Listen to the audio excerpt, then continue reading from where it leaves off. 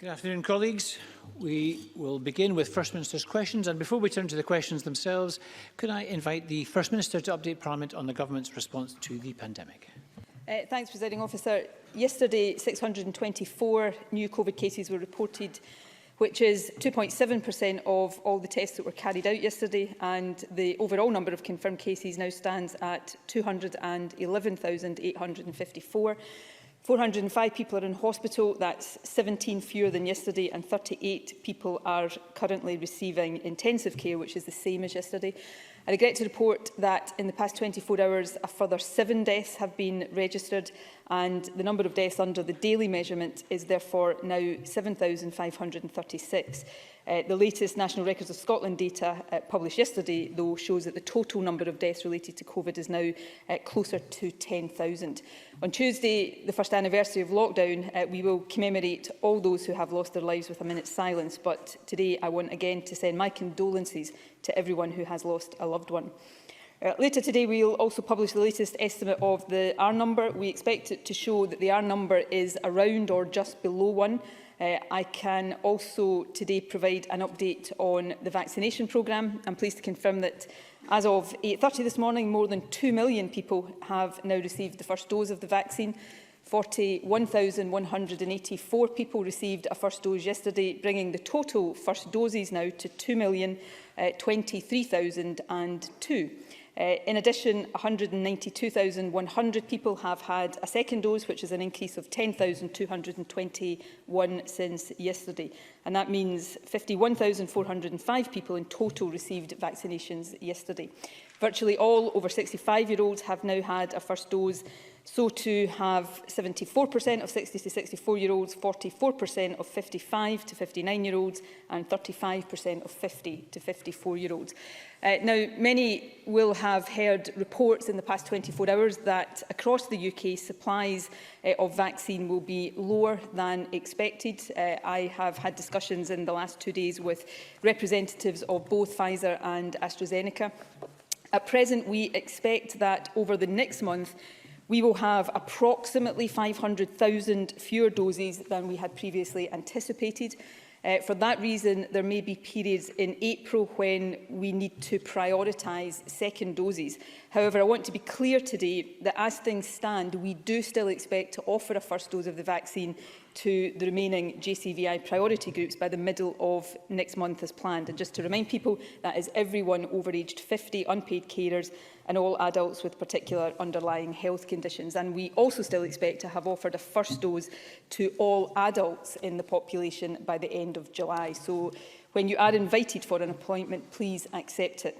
Now, we've always known that supplies will be subject to some volatility, but the rollout of the programme overall continues to be really encouraging, and it does give us real cause for optimism now about the months ahead. It's because of that we've been able to provide more details about our plans for easing restrictions, and of course it's because of that we have some reason to hope for a turn to a more normal life now over the course of the summer. All of this, though, depends on continued suppression of the virus. So for now, it's vital that everyone continues to follow the stay-at-home rule.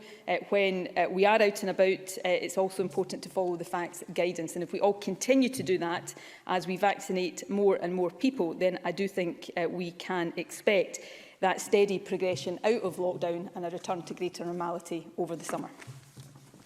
Thank you very much, First Minister. I would encourage all members who wish to ask a question to press their request to speak buttons, and I call on Ruth Davidson.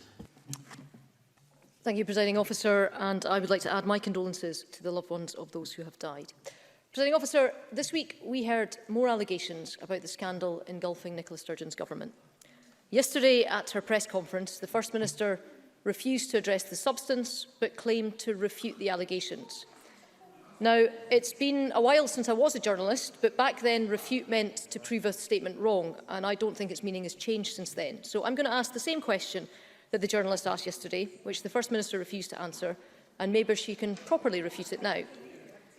It has been alleged that a legal document had been deliberately withdrawn, in other words suppressed, from being handed over to a court by government officials. Is that something that the First Minister knows happened, and is that not a summary dismissal offence? First Minister. It didn't happen, and I'll come back to that point in a minute. I'm actually quite astounded that Ruth Davidson hasn't seen the position that has now been narrated about that. But can I say, first of all, Presiding Officer, that having David Davis, a Tory MP, reading out in the House of Commons under the protection of parliamentary privilege his old pal Alex Salmond's conspiracy theories about the sexual harassment allegations against him must be the very epitome of the old boys club. I have to say, holding this government to account is vital, but anyone who chooses to cheer that on should not pretend to have the interests of the women concerned at heart. Now, on to the specific question about the withheld document. That claim, as the government actually confirmed yesterday, is just factually inaccurate. David Davis claimed that a document was withheld. In fact, once we tracked down exactly what document was being talked about, what we discovered was that document was not withheld. That document was handed over to the court on the 21st of November 2018, production number 7.79. So there's the answer to Ruth Davidson's question. And I would just end, Presiding Officer, by saying this. Parliamentary privilege might confer all sorts of protection. Unfortunately for Mr Davis, it doesn't turn falsehood into fact. Ruth Davidson. Presiding Officer, I don't deal in conspiracies, I deal in facts. And it is a fact. It is a fact that her own lawyers said it was unexplained and frankly inexplicable that information had been kept from them. And while that's ground we've tread before, there is something that she hasn't been asked about, because it was only released to the Parliamentary Committee inquiry on Monday. A document dated the 4th of November, which hasn't been reported yet, and could have been released the whole time, instead sneaked out in the dog days of the inquiry's time. We don't know who the note's author is, because that's redacted, but we know it was sent to the very top of government and discusses whether officials really do have to comply with their duty of candour. So let me quote directly from it. They felt it better, more credible, less shifty-looking if we proceed as proposed. And it goes on. It will probably all end up being out there anyway, and better to face it transparently than having this dragged out reluctantly and portrayed as a failed attempt at a cover-up. First Minister, why did the government go ahead with the attempt at the cover-up anyway? First Minister.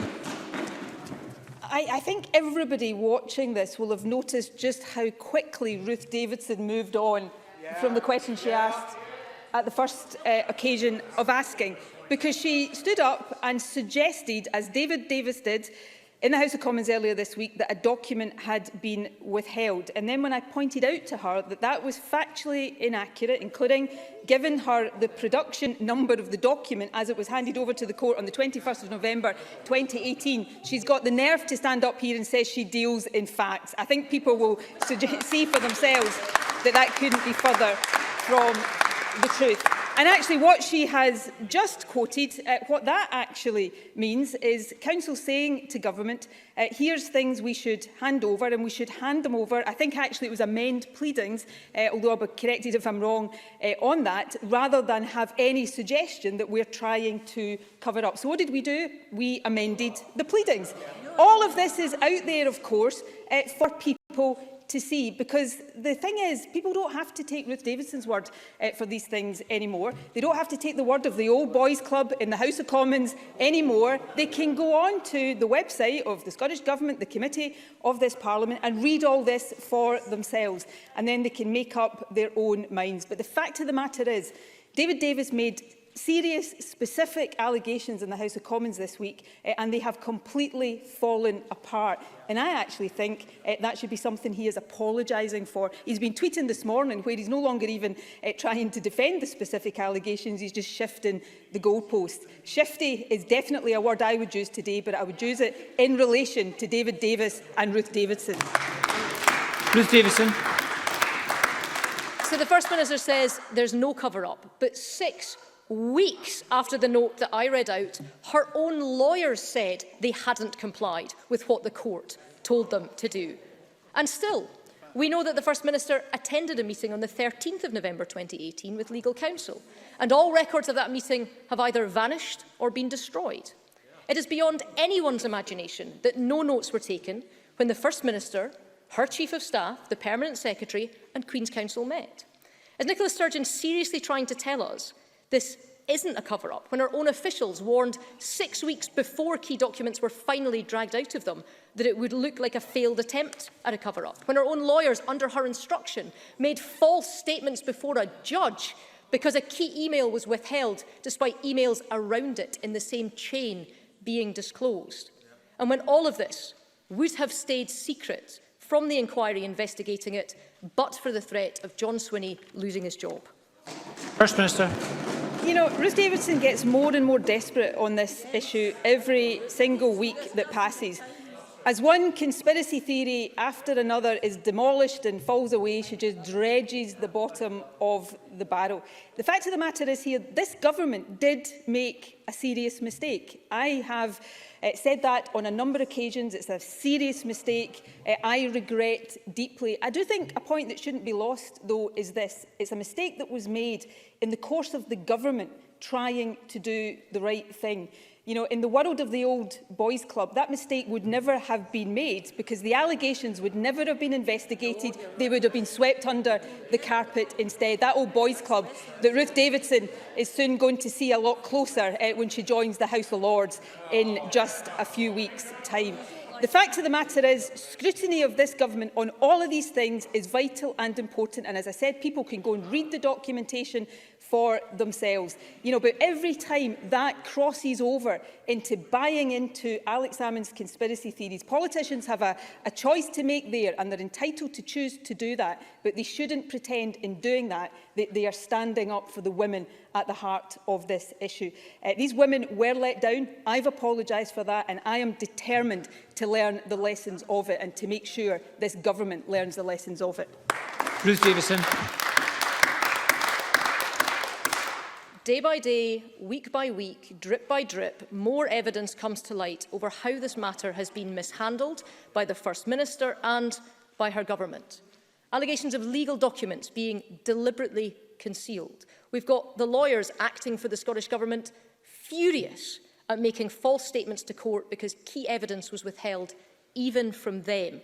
And now it's claimed that the First Minister's own Chief of Staff intervened in this scandal. But we only know this because the evidence wasn't published in the Parliament, but because it was published in another Parliament altogether. The evidence does mount up, as do the government's excuses, but nothing can excuse the way that the women at the heart of this were failed, nor the taxpayers' money that was wasted. And the one thing that's not happened is anyone in this government taking the responsibility that they should. The circumstances demand that somebody loses their job over this. Could be the Permanent Secretary, could be the First Minister's Chief of Staff, it could be the First Minister herself. But really, shouldn't it be all of them? First Minister.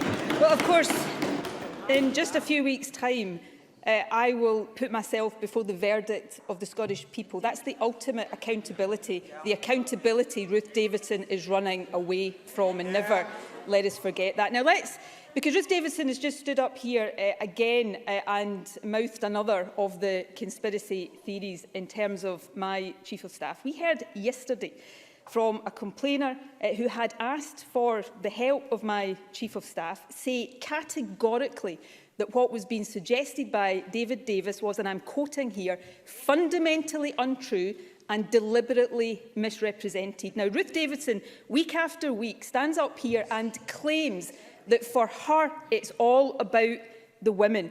Well, can I suggest to Ruth Davidson that if that is true, it's about time she started listening a bit more to the women at the heart of this and a bit less to Alex Salmond and his cronies. The fact of the matter is that Ruth Davidson and the Tories are not interested in the evidence over this. The day before I gave evidence to the Parliamentary Committee, Ruth Davidson and her colleagues said in terms that they were not interested in anything I had to say because they had made up their minds. At the heart of this is this fact, Presiding Officer.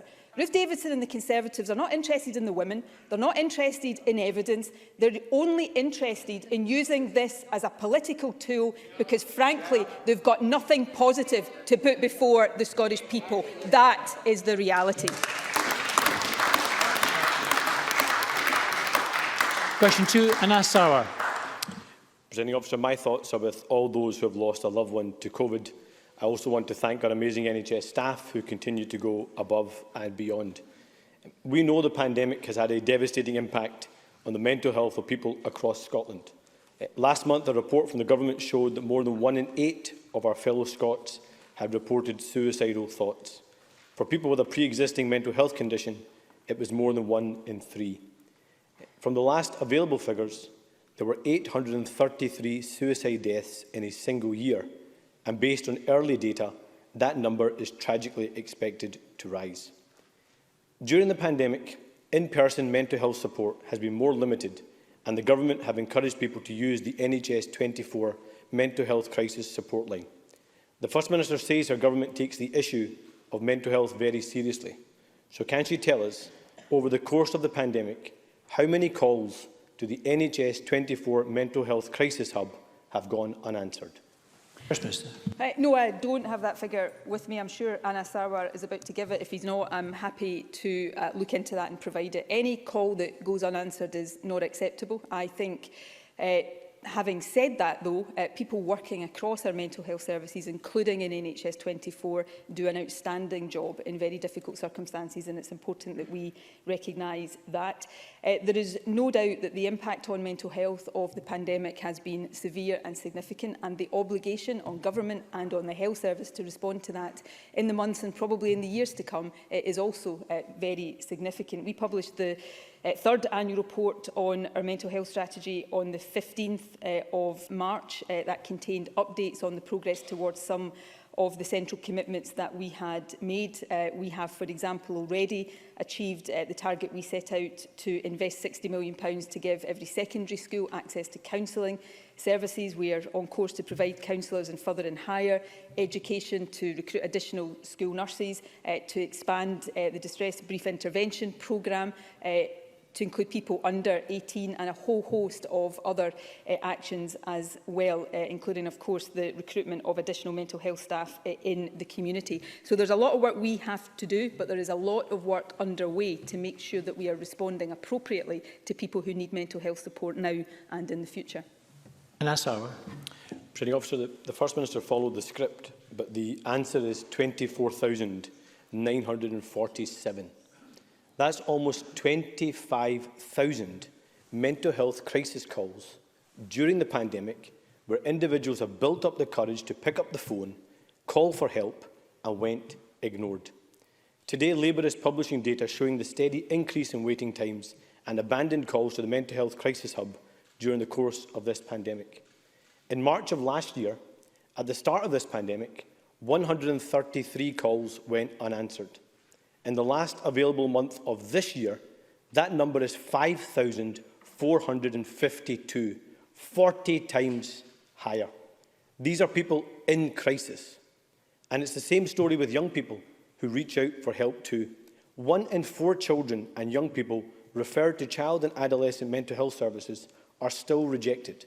And for those who are successfully referred, they are supposed to be seen within 18 weeks. So can the First Minister tell us, when was the last time she met the 18-week standard? First Minister. On the missed or unanswered calls, that is not acceptable. But what Anas Sarwar will also recognise is that across a whole range of services, there will also be many more people getting access to services. But it's not acceptable that anybody who reaches out for mental health support does not get that. And we take seriously our responsibility to ensure that that need is met, which is why the range of investments that I have narrated and the many other investments that we are making are so important. On child and adolescent mental health services, we recognised pre-pandemic that waiting times for specialist services are too long, and that is why we had already embarked on a significant programme of investment and reform to make sure that we had more of a focus in early intervention and prevention. So the school school counsellors, the counselling advice services in further education, for example, the expansion of distress brief interventions to people under 18. That is all part of that programme of work to make sure that fewer young people need access to specialist services because they're getting services earlier on. Long waits are always unacceptable, but there has been an improvement in CAMHS waiting times figures in this quarter, compared to the previous quarter, which is showing that that work to recover services is underway and is making progress. So we continue to invest in this, we continue to undertake the reforms necessary, and this is a key area of work that I think whoever is in positions of responsibility after the election will require to continue to prioritise for some time to come. Presiding Officer, the answer the First Minister was looking for is never. This government and this First Minister have never met their mental health standards for children or for adults. Failures have consequences, in this case, devastating ones. Right now, there are 1,500 children and young people in the midst of a pandemic who have been waiting more than a year for support. It's actions, not promises, that save people's lives. This issue didn't start with COVID, but it has got worse as a consequence of it. What those 15,000 children need, and what those people who made those 25,000 unanswered calls need, is a Parliament focused on a recovery plan for our NHS that includes mental health services. After 14 years of this government, after 7 years as First Minister, does the First Minister ever wonder what Scotland could have achieved for those young people if we had focused on what united us and not what divided us? First Minister. I focus every single day on issues like that, and I do agree with Anas Sarwar. It is about actions, and Anas Sarwar is perfectly legitimate. He's in opposition, questioning a First Minister, talks about the problems. I recognise the challenges we face in mental health, but he didn't outline a few weeks before an election a single positive solution. Unlike me, I have set out the investments we're making. I've setting out the reforms we are undertaking to increase preventative early intervention services for young people. Not a single positive solution has come forward from the Labour benches. In fact, just a week or so ago, we put forward a budget where, working with other parties, we actually increased the investment for mental health services, and Labour failed to back that budget. So I do agree very much with Anas Sarwar. It's not just about words, it's about actions and about commitment, and that is what this government demonstrates each and every single day. And that will be the programme and the record we put before the people of Scotland in just a few weeks' time. Thank you. Question 3, Patrick Harvey. Thank you. Can I join other speakers in offering my condolences to all those who've lost a loved one due to COVID or been affected by the pandemic. Presiding Officer, in just 8 months' time, the nations of the world will descend on Glasgow to discuss what to do next to tackle the climate breakdown. Our future depends on it. The Greens have successfully pushed the Scottish Government to commit more investment in green recovery. And in Glasgow itself, I was delighted to see Green councillors secure more funds for a green recovery for the city and a legacy for the climate talks. But the climate emergency demands far more of us than this. Fundamentally, it means we need to leave fossil fuels in the ground. This week, even Boris Johnson appeared to accept this, reviewing the licences for the oil and gas industry, including the option of giving no more permissions for new exploration. Scottish Greens have called for this for years, but the First Minister has resisted supporting this vital move to protect our planet. So, will the First Minister finally reconsider and join the Greens in calling for an immediate end to new exploration licences in the North Sea, for undeveloped licences to be revoked, and for fossil fuel subsidies and tax breaks to be redirected to renewables? First Minister. Well, I agree with the sentiments behind Patrick Harvey's question. Of course, many of these issues are actually reserved to the UK Government, and these powers don't lie with us, particularly around offshore exploration and licensing. But what we have to make sure we achieve, in the interests of people whose jobs depend on certain sectors, is a just transition. I want to see that transition away from fossil fuels towards renewable sources of energy, and Scotland's transition in that respect is well underway. But we need to do that in a way that supports people into new employment and doesn't leave people unemployed, and also doesn't substitute our own energy for increased imports, which actually adds to our carbon footprint. So there is no disagreement here about what we need to do, but how we do that matters. It matters to the jobs, the livelihoods and the living standards of many people across Scotland, and in this case, many people across the north east of Scotland. There'll be no disagreement between me and Patrick Harvie about the moral obligation on our shoulders to get to net zero within the timescale that we set out, and the hard actions that are required to achieve that. And again, that is something that has this government's complete focus. Patrick Harvie. Well, a just transition means transition, and it's not compatible with continuing to go looking for ever more fossil fuels when we already know that we have far more available to us in existing reserves than we can ever afford to burn. And the Scottish Government is failing to meet climate targets, especially on areas like transport, where those hard decisions the First Minister is talking about are just not being seen. Last week, we pointed out that the First Minister's Transport Secretary was unwilling to give up his support for climate-busting road expansions, a policy that's barely changed in decades. This week, we learned that another of our ministers, the Rural Economy Secretary, was lobbying the Transport Secretary for even more. And that's hardly surprising from the Rural Economy Secretary when it comes to the environment. That's the same minister who failed to record private meetings with fish farming giants and said he'd deal with their detractors, lobbied for fox hunting on public land, supported the destruction of ancient woodland in the Cairngorms National Park, and told Parliament he'd take no lessons from the Climate Change Committee. So when the First Minister says that we will do all that we can to play our part ahead of COP26, why are members of her Cabinet doing exactly the opposite? First Minister. Well, the Minister I suspect Patrick Harvie is talking about has also presided over 80% of all tree planting in the whole of the United Kingdom.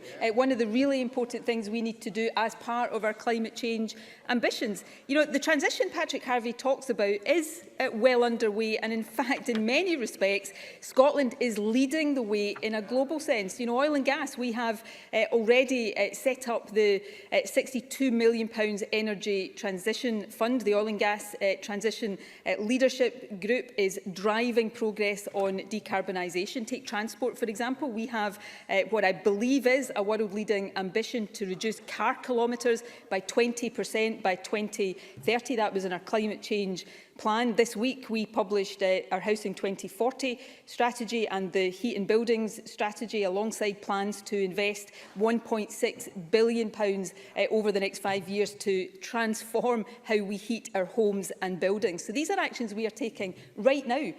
That's why so many other countries across the world are actually looking to Scotland for leadership, because they recognise the leadership Scotland is showing. Now, as we go further down this road to 2030 and then to 2045, those decisions get much harder, they get much more challenging, and that's when we see often, not Patrick Harvie, I hasten to add, but other opposition parties shy away from these difficult decisions. So as we go into a new Parliament, there are big things that we have to confront and face up to, but the leadership that Scotland is already showing here is something that should give all of us pride as we prepare for COP in November.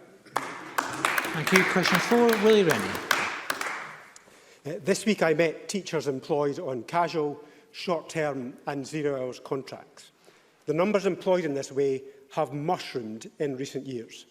The group speaks for thousands of teachers who are desperate for some certainty and permanent work.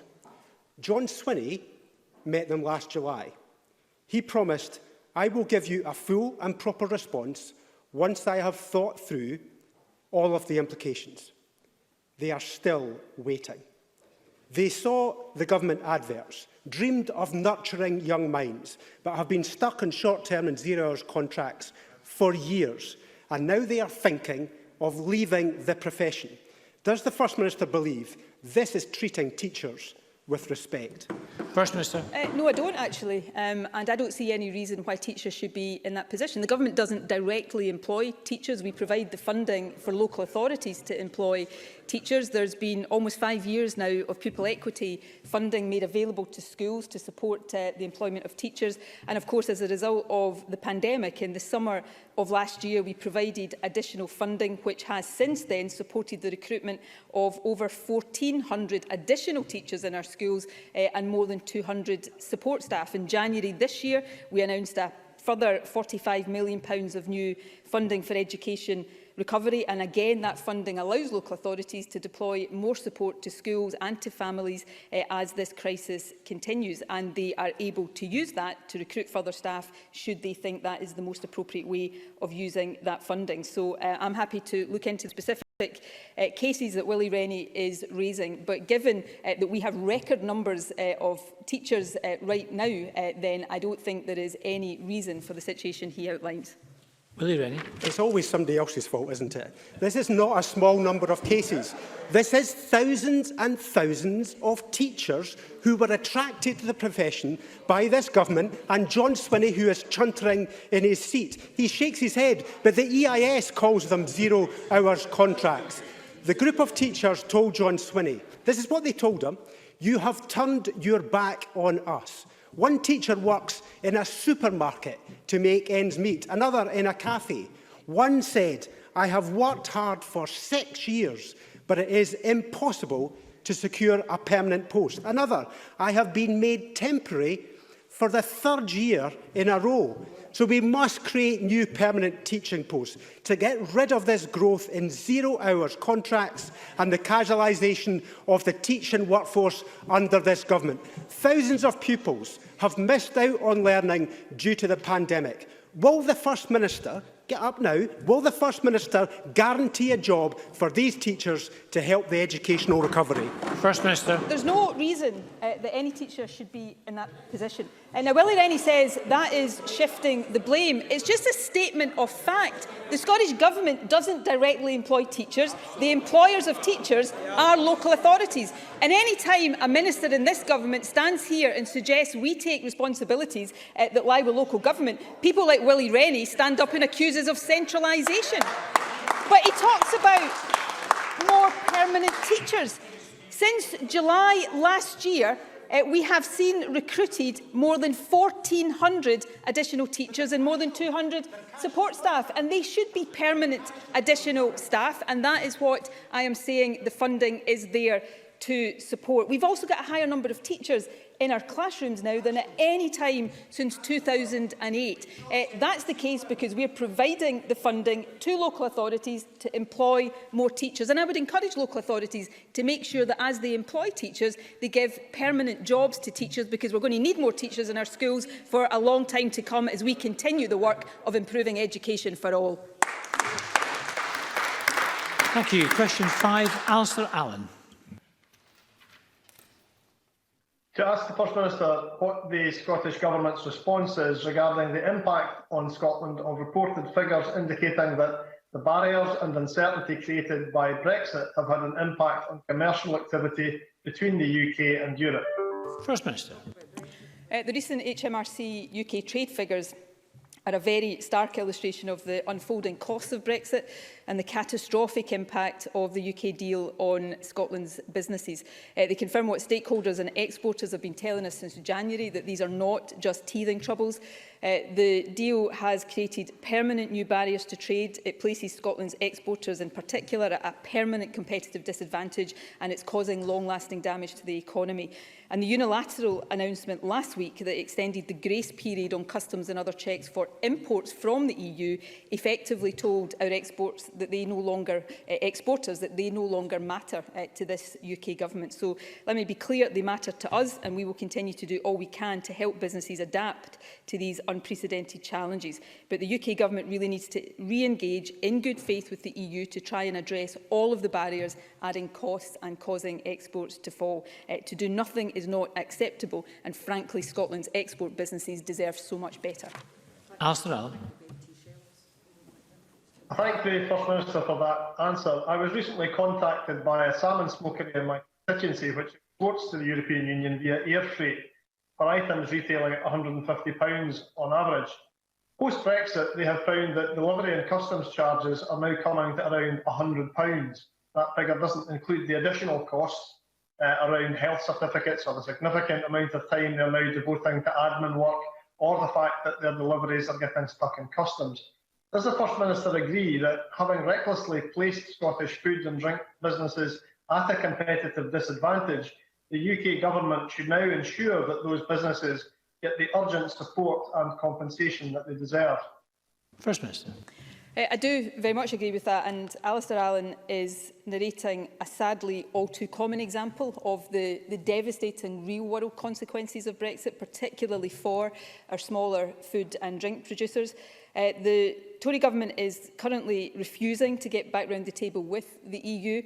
Michael Gove, in one of their many empty promises, said that they would pull out all the stops to help businesses, and they have completely failed to do that. They also promised that the UK government would meet all of the Brexit costs, and they're failing to do that as well. Brexit is right now, just as many people predicted, failing Scotland's economy, and Boris Johnson's government is refusing to even try to fix things. And it's our food and drink businesses and our rural and island communities who are paying a really heavy price, which is just one more of many reasons why the sooner Scotland is in charge of our own future, the better for everyone. Question 5, Graham Simpson. Thank you. To ask the First Minister what plans the Scottish Government has to revitalise the airline sector. First Minister. Well, we recognise that globally, not just in the UK, the aviation industry faces one of the longest recovery periods given the impact of COVID on route networks. That's why we've extended the 100% non-domestic rates relief for the aviation sector for another year, and we've also provided training development support to help provide training for staff in the sector. We're working closely with airports to rebuild connectivity for business and inbound tourism once we're able to safely lift travel restrictions.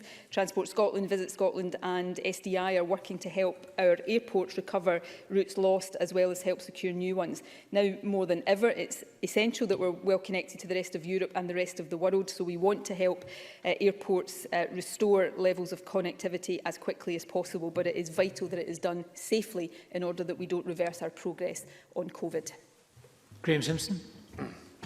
Thank you. The First Minister promised a lockdown exit strategy based on data and not dates. And so far, the aviation sector has had neither. Airports are telling us they won't be able to sustain losses for much longer. Airlines are already considering moving aircraft and jobs out of Scotland to places they have certainty of flying from. We risk turning the clock back decades. There was a hastily convened Scottish Government working group this week which heard from officials that there may be restrictions on flying for the rest of the year. Is that the First Minister's position? Those from the sector have said they urgently need an aviation recovery plan, so will the First Minister provide one? First Minister. Well, first of all, Graham Simpson talks about certainty. I would love nothing more than to give people, including the aviation sector, certainty, but we are in a global pandemic of an infectious virus, and it's not possible to do that. Other parts of the UK that often are described as giving certainty, I don't think have done that either. I took part in a Four Nations call last night chaired by Michael Gove, who was at pains to say that the 17th of May date for the UK government was not set in stone and it would depend on the state of the virus. That is just the reality of the situation we face. And the situation we face right now is that we are suppressing the virus domestically, although we're not complacent about that given trends in the last week. We are rolling out a vaccination programme, and that's going really well, although we're not complacent about that given recent indications about interruptions to supply. But one of the biggest risks we face is importation of the virus from overseas, and in particular importation of new variants that might undermine the effectiveness of our vaccines. Now, Graham Simpson might think I should simply ignore that, but it would not be responsible to do that. What we are trying to do is invest in all sorts of different processes to try to mitigate against those risks in other ways. Yesterday, I announced new funding for a new genomic sequencing centre in Scotland that will give us much faster access to sequencing of viral strains so that we know whether new variants are coming in. But there is no quick fix to this. There's no magic wand solution to this. And anybody, frankly, who suggests that there is being deeply irresponsible and doing a great disservice, not just to people generally, but I actually think to the aviation sector as well. Thank you. Question 7, Neil Findlay. To ask the First Minister whether the Scottish Government will adopt the Scottish Mesh Survivors Charter. Minister. I have seen the Charter and we certainly are committed to meeting the aims of the Charter. We want to offer people an appointment as... find the right question here. We want to make sure that we offer appointments as quickly as we can. My apologies. I want to give, this is a really important issue, so I wanted to make sure I was reading the right information. We are committed to meeting the aims of the Charter. We have already taken decisive action to improve services for women suffering mesh complications, and we're working towards meeting all of the outcomes that the Charter seeks. The Health Secretary halted use of transvaginal mesh in 2018. We're committed to keeping that halt in place. We've established a mesh fund. The Health Secretary has asked that the necessary steps are taken to extend the remit of the fund to allow reimbursement of past mesh removal surgery, and a comprehensive service for mesh complications and removal is now in place, and that will continue to develop in consultation with affected women. NHS Scotland has already started a tender process for mesh removal surgery provided outside the National Health Service for those who feel unable to accept treatment in the NHS, and tenders will be accepted from the UK and overseas. And lastly, we are committed to establishing a Patient Safety Commissioner as recommended in the Cumberledge report. Thank you. Neil Findlay. The script that the First Minister eventually got, I think she may want to go back and look at that and correct to the record, because some of that, frankly, bears no relevance to reality. It is 8 years since mesh-injured women, it took 8 years for mesh-injured women to secure a meeting with the First Minister. Every small advance that they have made has had to be fought for and scrapped for. And now they have been told in a letter from the Cabinet Secretary that they cannot get treatment from a surgeon of their choice, someone that they trust and who they know has the skills required to remove the poison that has destroyed their lives. The government talks about putting the patient at the centre and person-centred care. You won't find a single mesh-injured woman who believes that this is not just corporate sales patter. All leaders of parties in this Parliament have signed the Mesh Charter. Why haven't you signed it, First Minister? First Minister.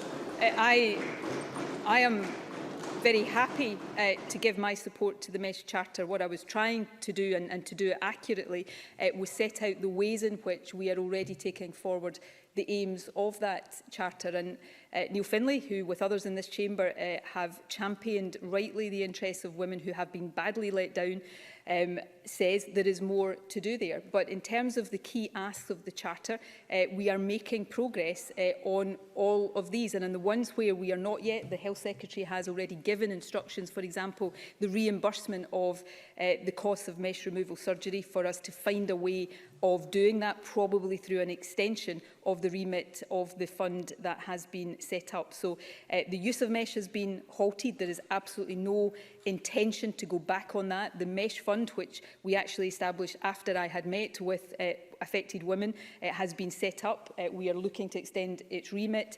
The issue about surgery, the comprehensive service has now been put in place, but we recognise not all women will want to accept treatment in Scotland, which is why we're looking to establish a service and are tendering for a service from potentially outside of Scotland, and taking steps to appoint a Patient Safety Commissioner. So we are determined that all of the things that rightly those women let down here want are progressed and are delivered, and we will continue to take all the steps necessary to achieve that.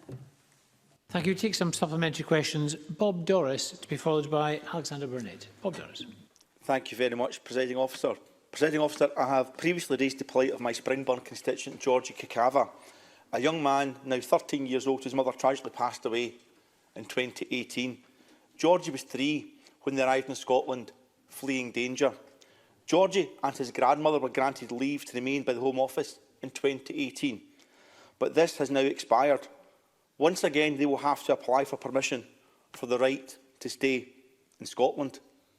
Does the First Minister agree with me that, given the ordeal Georgie has already been through, given Glasgow has been his home since Georgie was 3 years old, given their friends are here and the family are a valued part of the Springburn community, that the Home Office should move quickly to end the uncertainty over their future and confirm the right of Georgie and his grandmother to stay in Scotland permanently?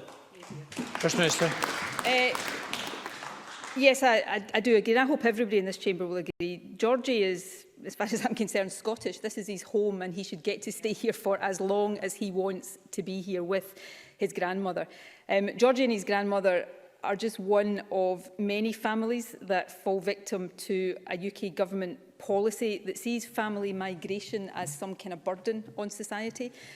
We want to see a very different approach. We've set out our own policies for a much more compassionate and flexible approach to cases, particularly cases involving young people, children who were either born in Scotland or who have spent their formative years here should have the opportunity to stay here with their adult guardians. So I think that's a fundamental, simple principle, and it's a principle based on what is right, but it's also in our interest. We are a country that needs to encourage people to come here and make a contribution to our society and our economy. So we should be making it easier for people like Georgie to stay here, not more difficult. Again, it's one of the many reasons why Scotland does need to be in charge of these things ourselves, so we can have a compassionate, humane immigration policy that is not just right in terms of the values that underpin it, but are actually in the best interests of our economy and society as well. Alexander Burnett, to be followed by Joanne Lamont. Thank you, Presiding Officer. And in the same vein of flexibility about immigration, my constituent's in the third trimester of her pregnancy, and she'll be shortly not allowed to fly anymore. She's returning to Scotland next week from Hong Kong and needs to know urgently if she's going to be exempt from hotel quarantine along with her 18-month child. Minister. If the member wants to send me the details of his constituent's case, we'll have it looked at specifically over the course of today and get back to him as soon as possible. Thank you. Joanne Lamont, to be followed by Christine Graham. Thank you. As Scotland emerged from the first lockdown, I highlighted my concerns to the First Minister that care packages, which had been withdrawn as the virus took hold, were being reduced or ended, effectively cuts to assessed support under cover of the COVID crisis. First Minister, I have a constituent whose support of £5,000 per year was withdrawn, and for context, his care for the next 10 years would still be less than the cost of coaching some Scottish Government witnesses to the current parliamentary inquiry. His care was withdrawn, despite it making a difference for my constituents and making the difference to his family member being able to sustain full-time work and keep well enough to support him. Does the First Minister think this is acceptable? What advice would she give my constituents? And does she accept that her decision persistently over years to cut back funding to local councils has resulted in the basic needs of these most vulnerable people and their families not being met, and under COVID, that lack of care has now reached an unbearable crisis for all too many people? First Minister. Well, firstly, Joanne Lamont's characterisation of this government's support for local authorities is just not the case. During the darkest days of austerity, we treated local government fairly. It was not easy for them, but we made sure they got a fair deal. And over the course of this pandemic, there has been significant additional resources made available to local government. We've made very clear, and the Health Secretary has done it on many occasions, as have I, that no local authority should be using COVID as a cover to cut care packages. So I don't think what Joanne Lamont has outlined to me is acceptable, and if she wants to write to the Health Secretary this afternoon, we will look into that. So I'm very clear about that, but let's also be clear that we've all got a responsibility to raise these cases. But this government, all through this pandemic, has said to members across the chamber, let us know about these cases so that where we can help fix them. So that offer is there to Joanne Lamont, and if it's possible for us to fix that particular case, we will do that. But the general point here is that no local authority should be cutting care packages using COVID as an excuse, and there is no reason why they should be doing that. Christine Graham, to be followed by Liam Kerr. Thank you, Presiding Officer. First Minister, I have cases recently, one where a Borders constituent was asked to travel a 140-mile round trip for a vaccination, and another from Gorebridge to the Edinburgh International Conference Centre requiring 2 buses when 3 minutes across the road was the local vaccination centre. Both finally, after a lot of to and froing, resolved. Can I therefore ask, accepting the allocation of appointments depends on vaccine availability, if there's any way appointments could take more account of local vaccinating sites? So the whole programme is trying to be as flexible as possible and get the balance right. We're trying to do this as quickly as possible, which means we have, particularly as we get down the age groups to people who are less vulnerable and frail, centralised the appointment system. That means some people, yes, are getting appointments at large-scale vaccination centres that may be further away from where they live. And that is essential to do this as quickly as possible. But there is the provision to rebook appointments if the appointment you get is not convenient, either not convenient in terms of the time or the location. And I would encourage anybody who's in that position to phone up the helpline and rebook their appointment. And of course, with older people and frail people in particular, the vaccinations have been done through primary care so that it is their own GP services they go to. I really appreciate that there will be a lot of people who feel that the location or time of their appointment is not as convenient as they think it should be. And we're trying to get that balance right of flexibility and convenience, but also the speediest possible vaccination of the largest number of people possible. And that is the balance we will continue to try to strike as best we can. Thank you. Liam Kerr, followed by Claire Baker. Thank you, Presiding Officer. On Monday, the Scottish Government reporter overturned Aberdeen Council's unanimous cross-party decision not to build on Rubislaw Quarry, despite huge local protests and nearly 1,500 local signatures on my petition. Since May 2019, 10 separate planning applications in Aberdeen have been overturned in this way. So will the First Minister confirm, first of all, that she endorses this Rubislaw decision? And secondly, does she oppose the Scottish Conservative policy to guarantee in law that local authority planning decisions are respected, so developments are always carried out in conjunction with the wishes of local authorities? First Minister. As a matter of principle, I'm always very sceptical about backing Tory policy because usually they're pretty wrong-headed. But on the serious point here, we have Ruth Davidson is from a sedentary position, I think, thinking she's taunting me about election results that are forthcoming. Of course, she doesn't have to worry about the election results because she'll be sitting on the red benches of the House of Lords, pursuing a political career at the taxpayers' expense. The question, please. Anyway, back to the question. There is a serious point here that we have a statutory process of planning where there are different levels and different stages, and it's important that ministers respect that. I'm sure there are people who think that any decision on planning that a local authority takes should be respected. But I know there are many other people, particularly I've had instances in my own constituency, who actually like the fact that they can appeal against local authority decisions and there's a process after that. One of the things I've learned, one of the many things I've learned over my many years in politics is that on planning in particular, you will, depending on what the planning proposal is, you will get some people who think that the local authority view should always prevail and you'll get some people who think it should never prevail. That's why we've got to have a proper, robust, independent process in place, which we do have. Thank you. Claire Baker, to be followed by John Mason. Thank you, Presiding Officer. Yesterday, Flex and Fife Migrants Forum published a report into the risk of abuse and exploitation presented by the seasonal workers pilot. It highlights serious human rights concerns in the horticultural sector in Scotland and recommendations to address them across the UK. While the scheme is the responsibility of the UK Government, and I support the calls made in the report to urgently reform the system, it does make recommendations for the Scottish Government, including calls for regulation of the accommodation sector and introducing a helpline. Can the First Minister respond to the recommendations in the report and set out how the work of Government will take them forward? First Minister.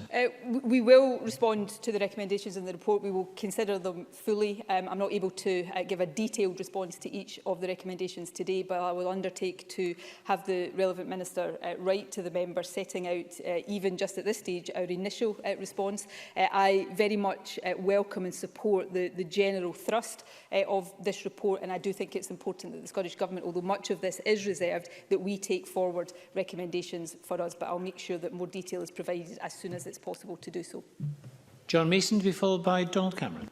Thank you very much. As a nation, I think we face quite a challenge with repairs and maintenance of tenement property, and I would say that I myself live in such a property. Can the First Minister say if the Housing to 2040 report will move us forward in this regard? First Minister. Yes, I think it will. Housing to 2040, which we published earlier this week, sets out actually the first long-term housing strategy that Scotland has had, and as well as setting out the ambition to deliver a further 100,000 affordable homes by 2032, it also sets out the intention to introduce a new housing standard so that everyone can expect the same high standards. The new standard will support the commitment to address common standards in tenements by implementing the recommendations of the Parliamentary Working Group on Tenement Maintenance, and it's our intention for the standard to apply to all tenures, including tenements, so that no one is left out of it. And if this government is returned in May, we're committed to consulting on that new standard later this year. Donald Cameron to be followed by Elaine Smith. Thank you. Since last summer, the closure of the A83 at the Rest and Be Thankful Pass has caused misery for residents of Argyll who use this lifeline route, with months of disruption. A newly formed campaign group of 1,000 local businesses have expressed their exasperation that Transport Scotland has suggested a replacement route may take 10 years to fulfil. So can the First Minister finally today commit to a firm date for completing a permanent solution along the existing A83 corridor, in light of the ongoing frustration and anger felt by so many communities affected by this closure? First Minister.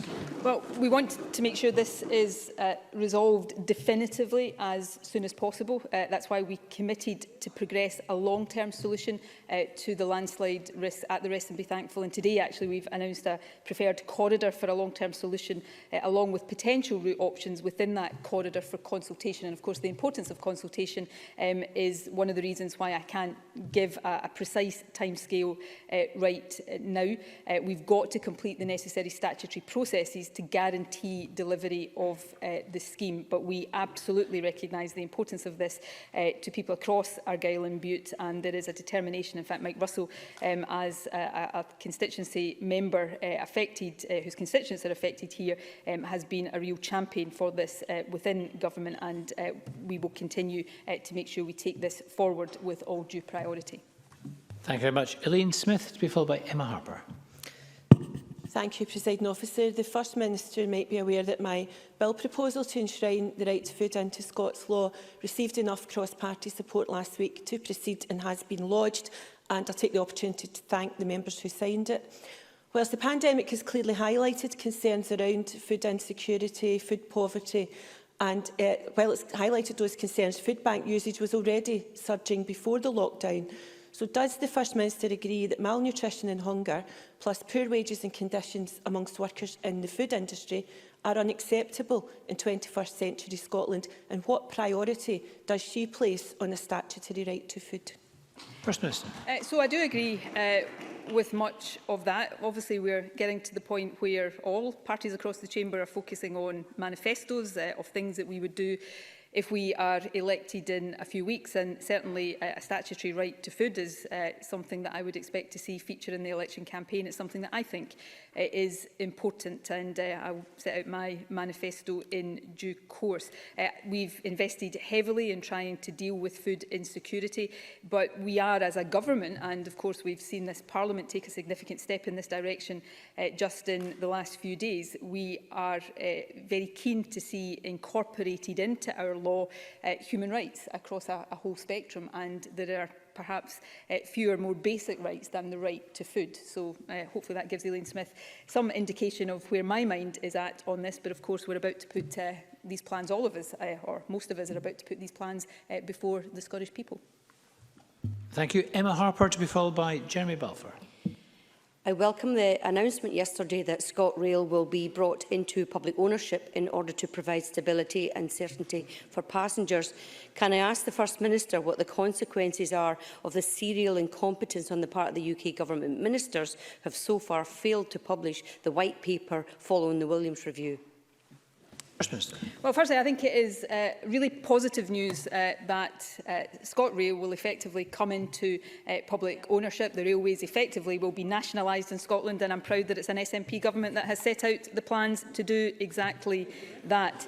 And one of the frustrations, though, and this is where the question is really important, is that we cannot yet implement our preferred model of an integrated public sector controlled railway because, of course, we see delays in the consultations that the UK Government have had, and, of course, Network Rail still lies within the control of the Scottish Government. So I think we are going to make significant steps in the right direction, but completing the powers of this Parliament over rail, as well as over everything else, would allow us to do so much more and go even further yet.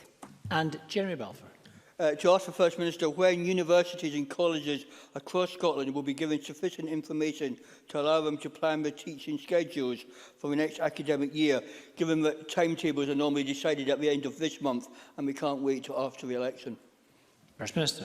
Well, the Government and the Higher and Further Education Minister is in regular contact with the university and college sector.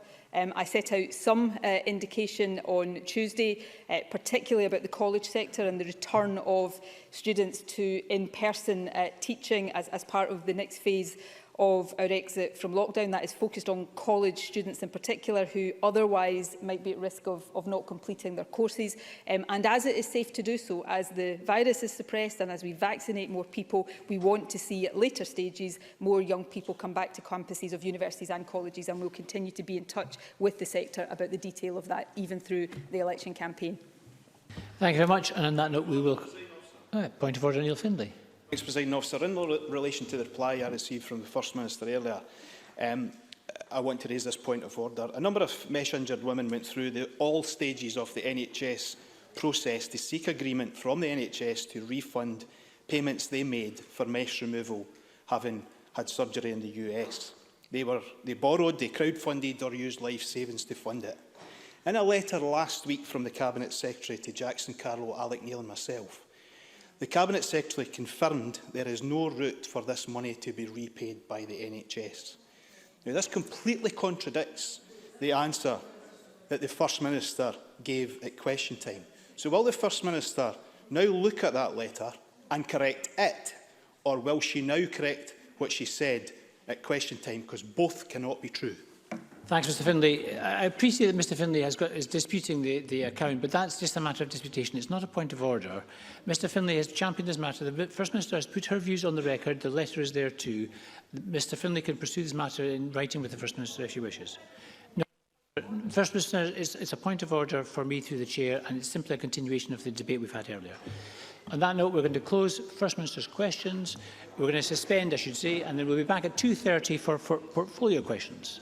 Parliament is suspended.